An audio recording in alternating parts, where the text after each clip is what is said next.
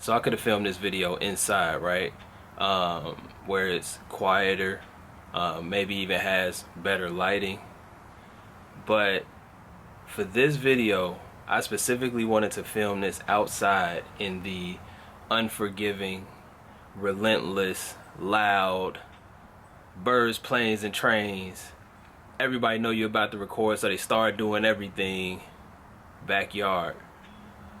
Because I feel like the backyard in this, for the context of this video, really serves as like an audible metaphor for not only how my space feels today and what I'm fighting and like having to like really just dodge all of these things, but it really serves as a real metaphor for how the space felt second by second, minute by minute inside of the actual Airbnb space, at least for me.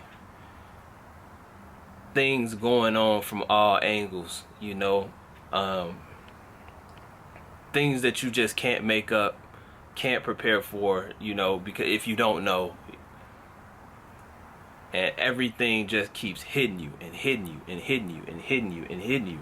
But anyway, what I'm gonna do is I'm gonna show you guys how much I actually made on Airbnb. And I'm going to, now just for background, I was not just on Airbnb, I also did booking.com, I did Verbo, I did, of course I did Furnish Finders. Did I do anything else? I think that was it. But for this video, I'm just only gonna focus on Airbnb and booking.com because I can't, for some reason I can't get into my Verbo account. So now this doesn't represent everything, but it really gives you a good chunk of the snapshot of what was going on. And as I show you this, I'm gonna also show you kind of what the difference is between booking.com and Airbnb to show you like the whole scope of kind of what it is that makes me prefer one to another, depending on what category we're talking about.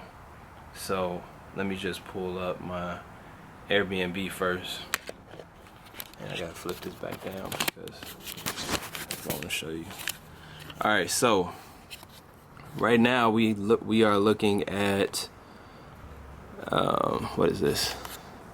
December 2021. So this seems to be the first month we made money. Let me just, yeah, I know it had to be 2020, yeah, because that's the, yeah, I'm tweaking. But so, oh yeah, we got the year in review right here. So let's just look right here. So 2021, which is when we first got that first property, and I say we because this venture started out with another business partner that is also my friend, and we got out kind of earlier, but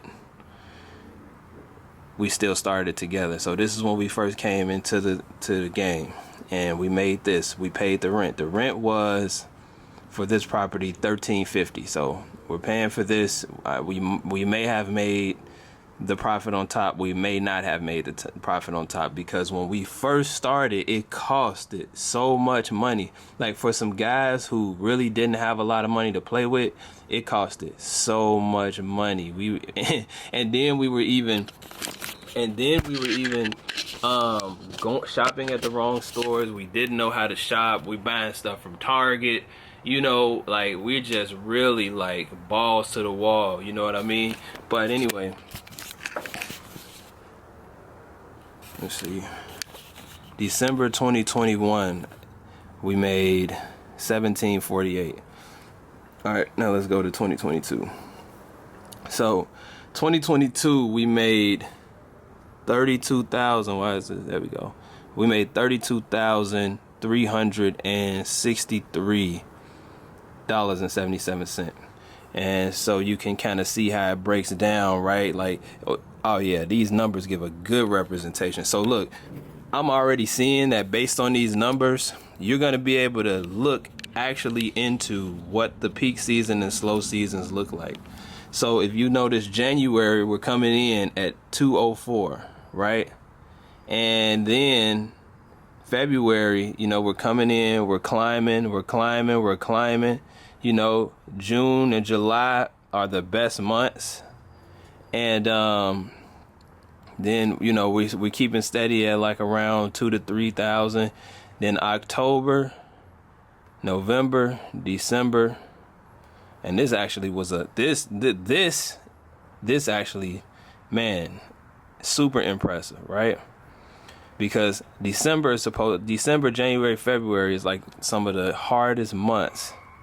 Now let's go to, but this is how much I made in 2022, 32,363. Now, mind you, most of this is going towards rents, incidentals, and things like that. So after I take home my cut, I'm probably out of 32,000 going home with 1,700. So this is the reality. But to be honest, to be totally transparent, this is like the first time I'm even looking at this. Like, even me looking at this is being more responsible than how I actually was while this was coming in, because I was in month to month mode. Like, as long as we got enough money to pay the rent, you know, I'm good.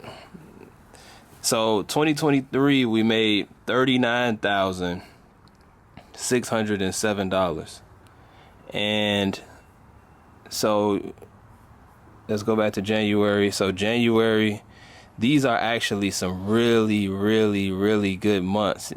I don't know why we made $410 in July, but this is what we're coming in with in 2023.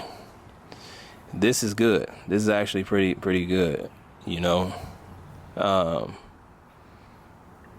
2024. Now, mind you, the studio shut down around August 2023.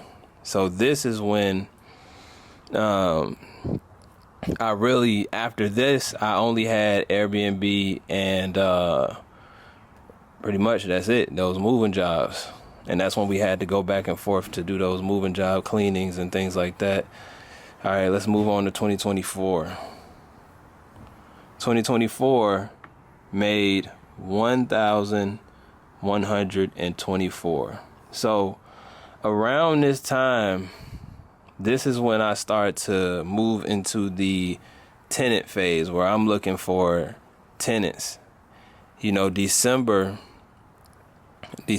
of 2020, January of 2024, I believe that's when I definitely started to get tenants. Yep, actually, yeah. So this was when I was going through not having any monies.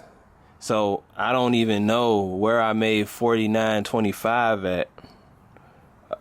You know, I really don't know how this comes into play. Like, this is how bad I am with my finances at this current point, you know. But 2024, that's when I started moving into tenants. But this is pretty much what I made on Airbnb. Like I said, most of these things went to expenses. Like, it was nice to see that was made, but most of this money got spent. Just being honest with you. So, and another thing is, my bad. Another reflection that I had is that it's like I saw the money coming in, right? Like, I saw, okay, we have 34,000, 39,000 to play with. I realized at that point, what the real game is trying to figure out how to squeeze out as much, you know, actual profit margin out of that as possible, how to lower your expenses and all these things that I just simply wasn't thinking about. I was paying the max for everything. I had to literally hit my head on every single, you know what I'm saying, every single obstacle that you possibly could go through. I bumped my head on it. Now, what I want to do is I want to take you guys to booking.com. So now you see how Airbnb, right? Like, as much as I really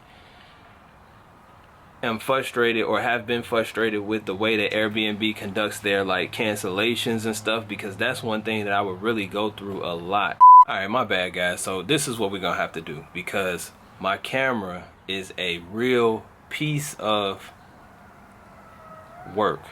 And so it's like from 2014, I've had it since then, but it overheats, and it really just, it's supposed to go 30 minutes, but now it's only going 10. It's like, it's really like, wait, it's really like, man, you know, I don't know if the electronics inside are burning out or what, but I really got to get a new camera. So until then, what I'm gonna do is I'm gonna stop this video here, and because I feel like I got to a good point in giving you the Airbnb part of things, but then I'm gonna make another. I'm just gonna make another video going over the Booking.com things, because Airbnb, Booking.com, they have their own. Each of them have their own quirks. So some things I like more than some things with Airbnb I like more than Booking, and vice versa. So I really want to give context on that, and also show you what it is that I made from Booking.com as well. So like I said, I'll be making another video, but until then, I'll catch you later. Peace.